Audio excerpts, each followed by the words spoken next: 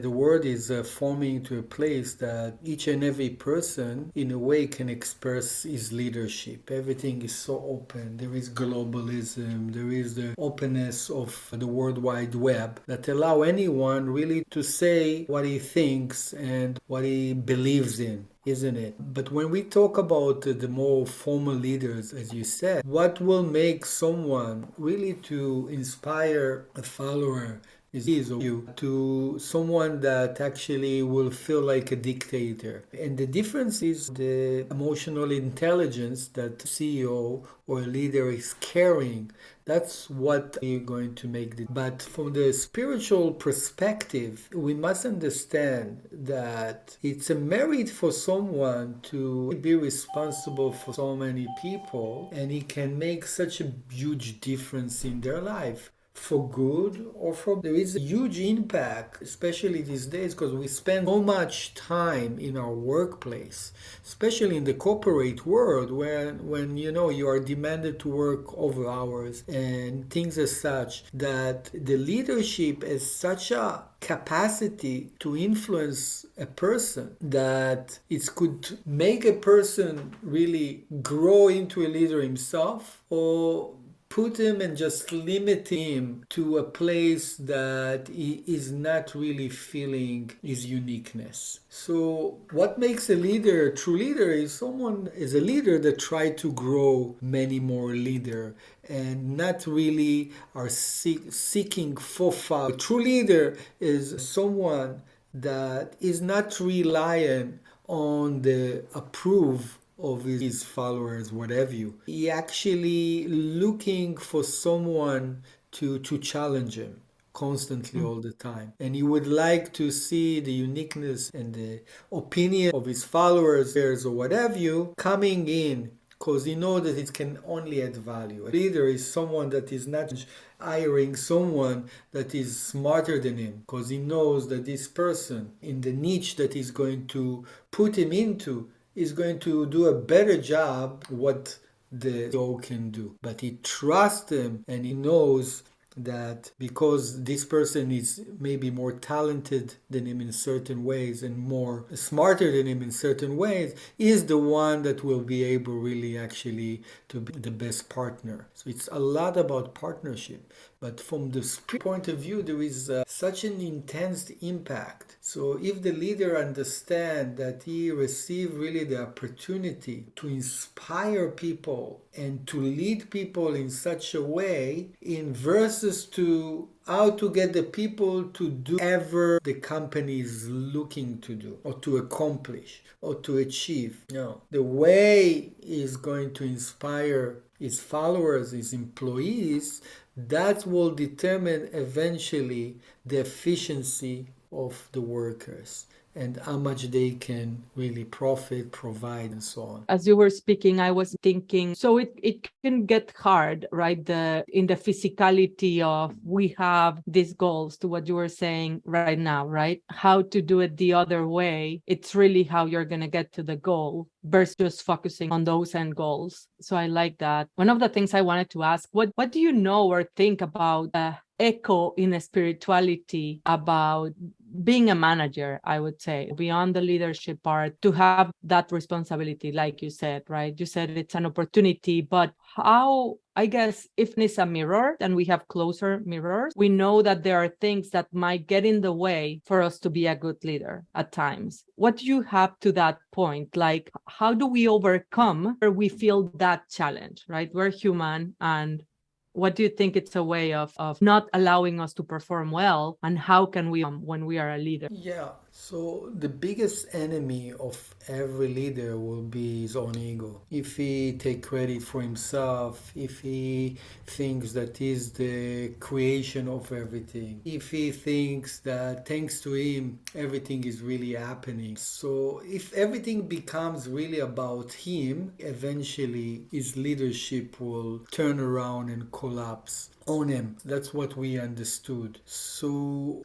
What will cause someone to be the best leader is to understand that in order for him to be a leader, he need to work with his own gut feeling, meaning intuition. It means like to ask what really the cosmos want me to channel. So if I understand that I'm just a channel and appreciate that constantly for that merit that I receive, and I understand that I am the one really that is just bringing master of energy that's supposed to actualize through this product, to this company, to this certain project. It means that it's not about it's not like about, it's more about a team that doing things together. When you look at the human body, you don't give credit just to the head of the body, because if the body didn't have the legs and the rest of the organ, it wouldn't be able to function. And that's how every company. So this constant appreciation that every employee, every person within the company is important, and it cannot be missed out, because it won't be able to function without, the body won't be able to function without it.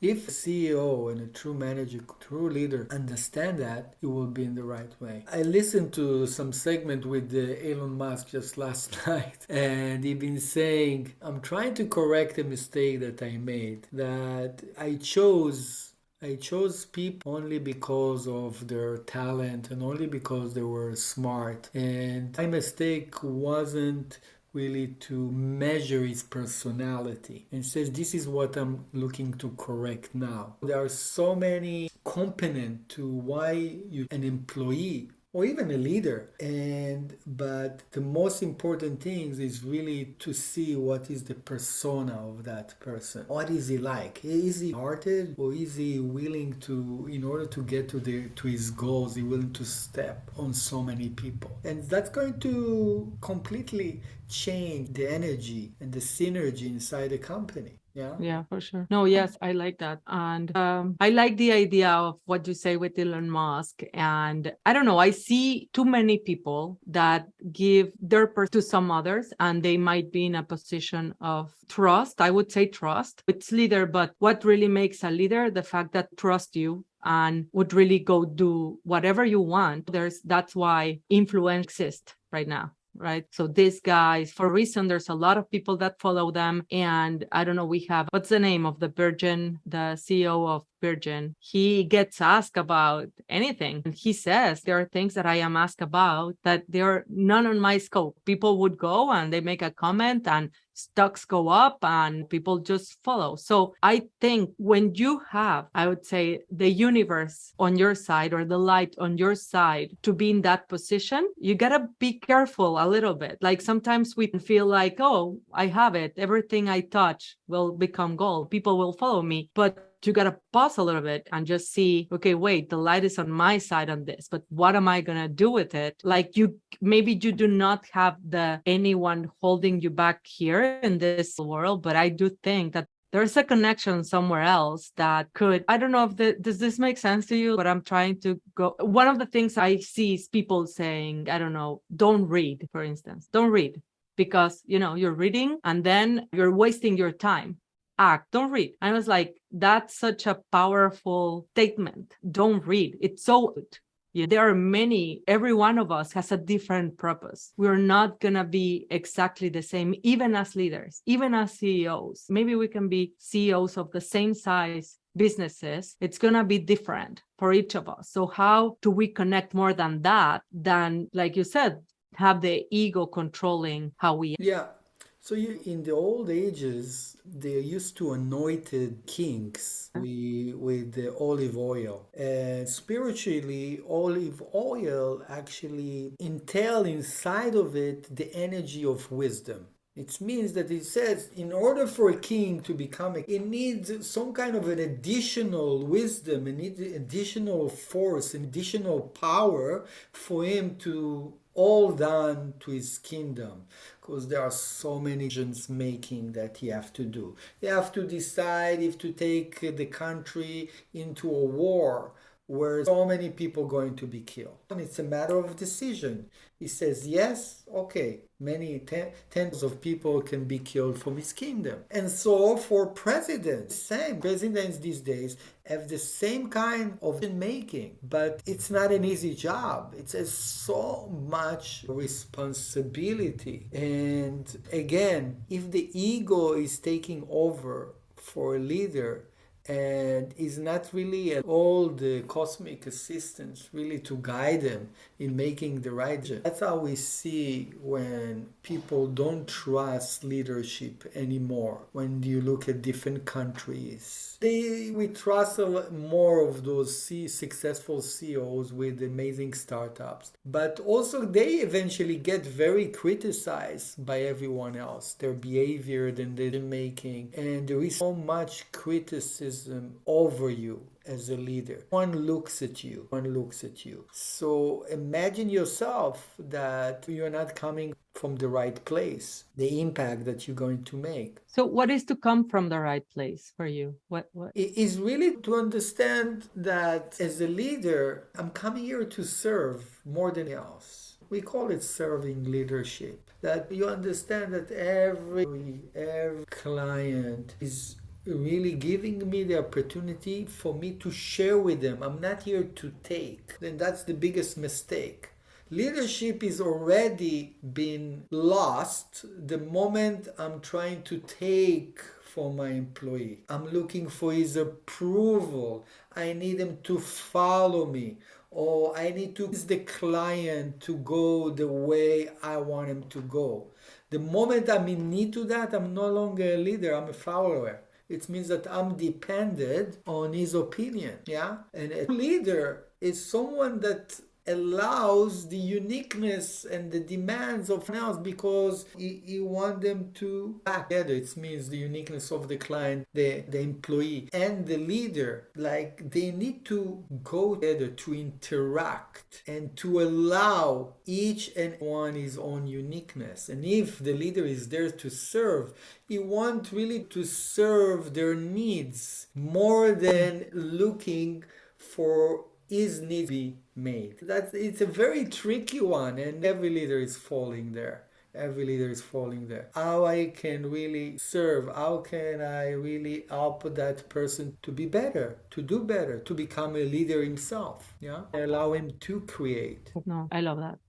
Another thing I hear a lot is the mistake on, I think in business, there's a lot of people that it's okay with the word ego in terms of arrogance. So for me, that perception changed after I started being a student of Kabbalah. But before I understood where that was coming from, right? Like a common mistake, I guess the line or the steps for one, self-respect or self-esteem. I think they're different, but a little bit connected. And then a lot of people mistaking it as a good thing to have, but not from maybe in the further end, arrogance, which more people that's not great to have. You do not want to be arrogant, but thinking there's a good side of ego.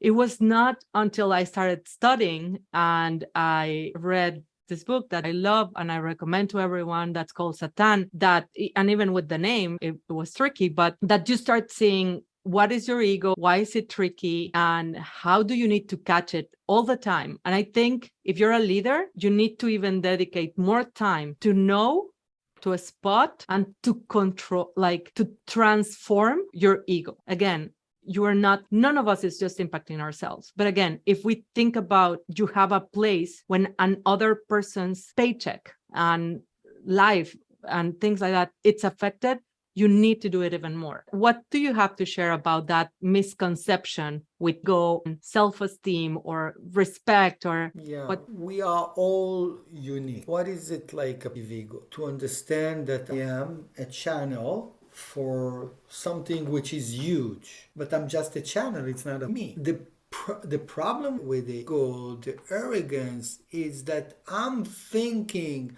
I'm the cause of everything, and therefore I'm causing limitations. The problem with ego is small thinking. That's the problem with ego.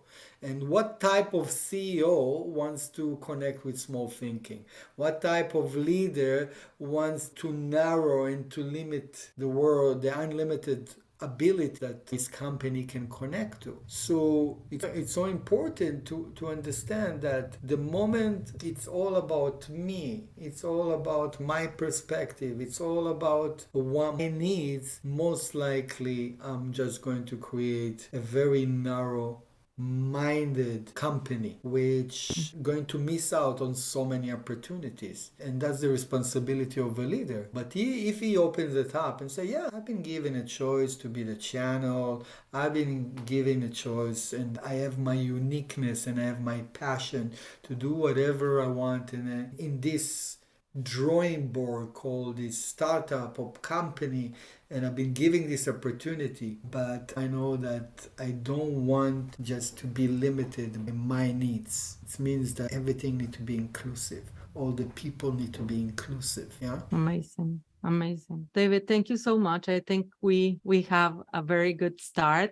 Yes. I would love to Good have more conversation. conversations. I really think that the world is changing. There are some, from a marketing perspective, there are some attributes people is that starting to think about, like you get brand loyalty by authenticity, and even things that people are trying to attach and then they want to separate because then say now one is authentic and I don't want to have those commercial that from my perspective is a shame that we as humans have tainted the words, the meaning of the words. And I think that's another great conversation we could have about words, how is everything created. But I do think the good part is we are collectively connected more. I said at the beginning that it allow us to connect with we and get access to what we want. In reality, the choice is, where do we look? What do we want to focus on? Do we want to focus on how to go do it better, how to go do it worse? If a word is shallow and